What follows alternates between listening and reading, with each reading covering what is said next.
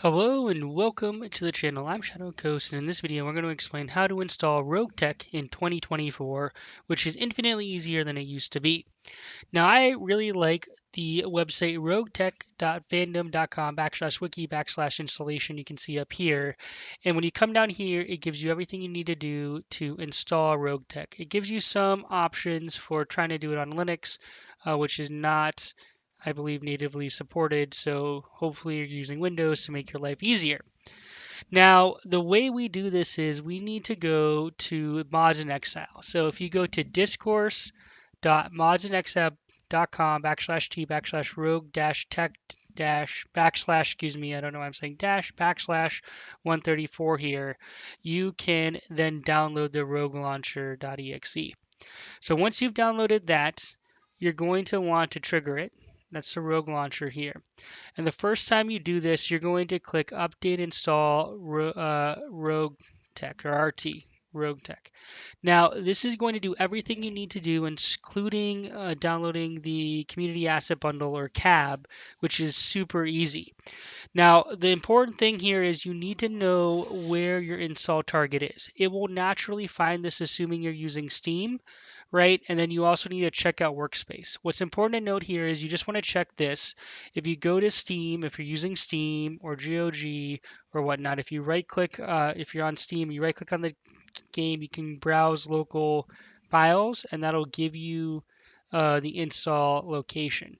It's okay that it says mods here. It will replace any and all other mods you have installed. So if you're playing Battletech Extended or something else, those will be wiped out. So just be aware of that. And then the important thing for the checkout workspace here is this is where you're actually installing the RogueTech aspect to it. So you do want to make sure you have, I want to say, 36 gigabytes. I always say 40 gigabytes or more space available. So you can see here I'm using my C drive and G drive.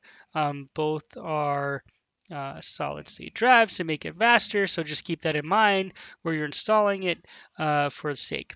So once you have these two things, if you're looking how to browse it, you just go to advanced mode and then you can browse the locations, which is nice if you need to update them.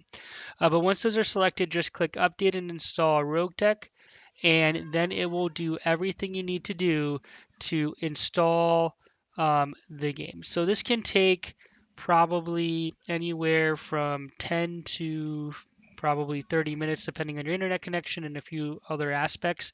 If you do have to download the CAB Community Asset Bundle, it will take a little bit longer, but that's all you need to do. Once it is fully installed and or updated, then what you want to do is you do want to click on the Rogue Launcher here, open this up and click Launch RogueTech, and that will launch you right into RogueTech. I mistakenly clicked Update Install RogueTech even though it's already installed, so this is going to take a few minutes, but once it's fully updating and checking itself, I can then click Launch RogueTech to see, there we go, and make sure everything is updated to the latest version. Let's launch RogueTech. Now it is important, I do recommend you launch from here. When you try to open up Battletech via Steam or whatever else you're using, at least for me for Steam, it doesn't work the same for me, so I don't know if that's just me or there's another way to do it. But if you launch RogueTech from here, I know that it works because that's what I've been doing. So I'm going to demonstrate that here in a second. You're going to see we're going to do your mod tech, so you don't have to install mod tech or screw around at all. They made it very smooth and simple, so very grateful for that. Thank you for all those people out there that supported and built RogueTech and made our lives easier for being able to use it. And there we have it. We are into RogueTech. Alright.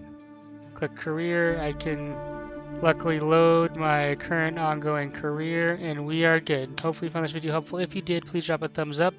I do have a video on how to update your logo if you want your own personal logo, so check out the video. I'll put in the cards up here, the top right. Thanks for watching. Shadowcoast out.